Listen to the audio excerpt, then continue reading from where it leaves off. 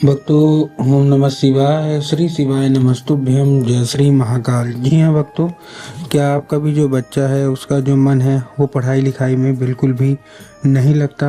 आप लोग बहुत ज़्यादा परेशान रहते हैं उसकी पढ़ाई को लेके कि आखिरकार हमारा जो बच्चा है वो पढ़ता क्यों नहीं है। जब भी आप कोशिश करते हो उसको पढ़ाने के लिए कि हमारा जो बच्चा है वो पढ़े, लेकिन फिर भी वो इधर उधर के कामों में लग जाता है, लेकिन पढ़ता बिल्कुल भी नहीं है। आप लोगों को परेशानी रहती है तो आप लोग को परेशान रहने की कोई भी आवश्यकता नहीं है, क्योंकि आज जो मैं आपको उपाय बताने वाला हूँ, अगर आपने केवल और केवल उतना ही उपाय कर लिया और अच्छे तरीके से कर लिया तो अवश्य रूप से आपके घर का जो कोई भी व्यक्ति है, जो कोई भी सदस्य है, मतलब जो लड़का है लड़की अगर पढ़ाई में कमज़ोर हैं तो अवश्य रूप से पढ़ाई की ओर आकर्षित होंगे ही होंगे। क्या करना है, कैसे करना है, पूरा का पूरा मैं आपको बताने वाला हूँ और अच्छे तरीके से आपको समझाने वाला हूँ। तो बस उपाय ध्यान से सुन के अच्छे से करिएगा ज़रूर। देखिए, आप सबको भी पता है कि पूज्य गुरुदेव की जो कथा होती है उसमें लाखों की भीड़ आती है। कैसे भीड़ आती है? लाखों की भीड़ आती है। और जब गुरुदेव की कथा में लाखों की भीड़ आती है तो वहाँ ज़्यादातर जो भक्त होते हैं वो क्या करते हैं, पत्र के द्वारा अपनी इच्छा और पत्र के द्वारा अपनी मनोकामना जो होती है वो गुरुदेव तक पहुंचाते हैं। तो अभी गुरुदेव की कथा चल रही थी, आज से 4 से 5 महीना पहले की बात है। गुरुदेव की कथा चल रही थी और गुरुदेव की कथा में लाखों की भीड़ आई। अब जब गुरुदेव की कथा में लाखों की भीड़ आई तो वहाँ ज़्यादातर जो भक्त थे उन्होंने क्या किया, पत्र के द्वारा अपनी इच्छा और अपनी मनोकामना गुरुदेव तक पहुँचाई। अब जब गुरुदेव के पास पत्र पहुंचा और गुरुदेव ने पत्र पढ़ा तो वहाँ गुरुदेव ने देखा कि ज़्यादातर जो भक्त हैं उनकी क्या है, केवल केवल एक ही इच्छा और एक ही मनोकामना है। क्या?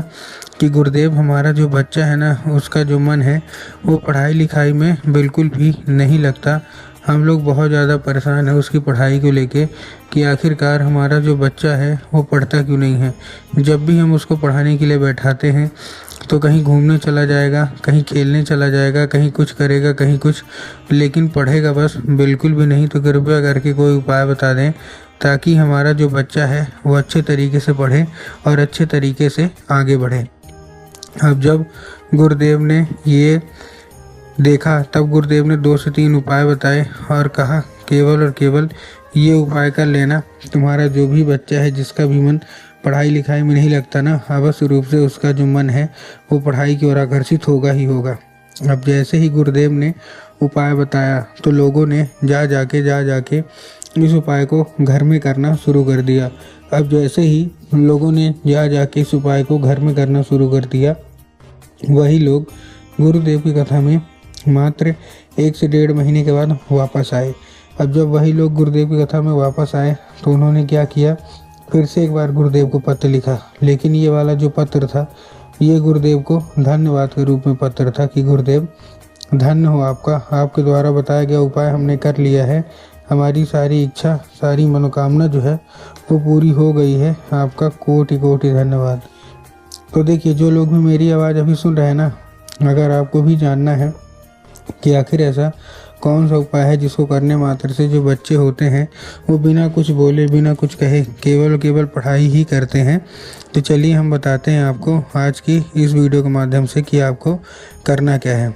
तो बस उपाय ध्यान से सुन के अच्छे से करिएगा ज़रूर। लेकिन उसके पहले चैनल पे अगर पहली बार आए हैं और आवाज़ मेरी पहली बार सुन रहे हैं तो वीडियो कर दें लाइक और चैनल को भी कर लें सब्सक्राइब, ताकि पूजनीय पंडित प्रदीप जी मिश्रा के रोज़ नए नए उपाय सबसे पहले मैं आपको प्राप्त करा सकूं। ठीक, तो देखिए, जो हमारा सबसे पहला उपाय है, इस उपाय में आपको क्या लेना है, 3 काली तिल और साथ में आपको लेना है 1 धतूरा।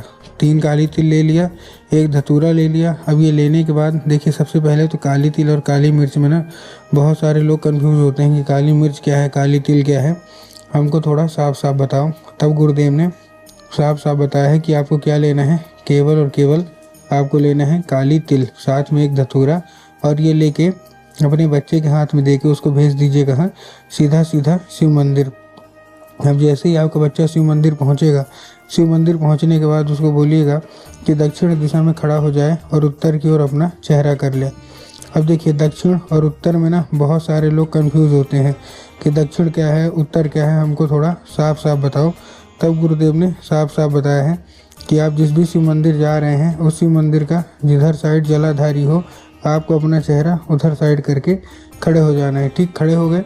खड़े होने के बाद आपको क्या करना है, एक नाम लेके, कौन सा, महादेव का बहुत ही सुंदर सा नाम है, कौन सा, श्रम्भेश्वर महादेव। तो आपको करना क्या है, अपने बच्चों को बोलिएगा कि श्रम्भेश्वर महादेव का नाम लेके और उन्हीं का स्मरण करके चुपचाप क्या कर दें, अर्पित कर दें। पूज्य गुरुदेव कहते हैं कि अगर आपने ऐसा कर लिया और आपके बच्चे ने ऐसा कर लिया तो अवश्य रूप से उसके ऊपर श्रम्भेश्वर महादेव की कृपा अवश्य रूप से होगी ही होगी। ठीक, ये था कौन सा, पहला उपाय। अब हम चलते हैं अपने दूसरे उपाय की ओर। अब देखिए जो दूसरा उपाय है, इस उपाय में आपको करना क्या है, जो हमारा दूसरा उपाय है, इस उपाय में सिंपल सा आपको केवल और केवल एक काम करना है। आपको जितनी भी माताएं हैं, आपको एक लाल फूल लेना है और आपके घर में माता सरस्वती की फ़ोटो या मूर्ति होना अति अनिवार्य है। अगर आपके घर में माता सरस्वती की फ़ोटो या मूर्ति है तब तो ठीक है, लेकिन अगर आपके घर में माता सरस्वती की फ़ोटो या मूर्ति नहीं है तो आपको बाज़ार जाना है, माता सरस्वती की फ़ोटो लेनी है और अपने घर में स्थान दे देना है। ठीक, दे दिया स्थान। अब शाम के वक्त जब भी आपके घर में पूजा पाठ होती है ना, तो लाल फूल जो है वो उठाना है और माता सरस्वती को अर्पित करके माता से इसको औषधि के रूप में मांगना है कि माता कृपया करके हमको इसको औषधि के रूप में प्रदान करिए। अब क्या होगा, अब ये औषधि का रूप ले लेगा।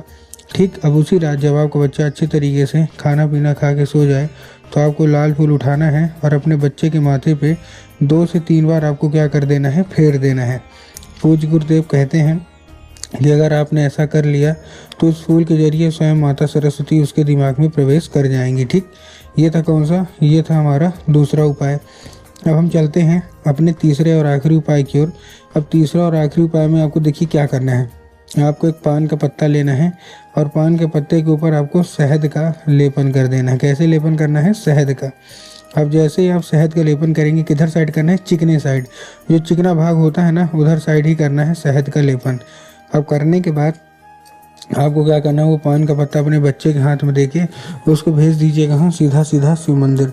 अब जैसे ही आपका बच्चा शिव मंदिर पहुँचेगा, शिव मंदिर पहुँचने के बाद आपको क्या करना है, वो पान का पत्ता आपके दिमाग में आगे जाएंगे और बाबा भोलेनाथ के ऊपर अर्पित करवा देंगे, जो कि गलत है। आपको बाबा भोलेनाथ के ऊपर अर्पित नहीं करवाना, आपको माता शोक सुंदरी के ऊपर अर्पित करवाना है। माता शोक सुंदरी की जगह जिनको नहीं पता वो ध्यान से सुन लें, जलाधारी के बिल्कुल बीचों बीच जगह होती है माता शोक सुंदरी की, तो बस वहीं चुपचाप अर्पित करवा दें।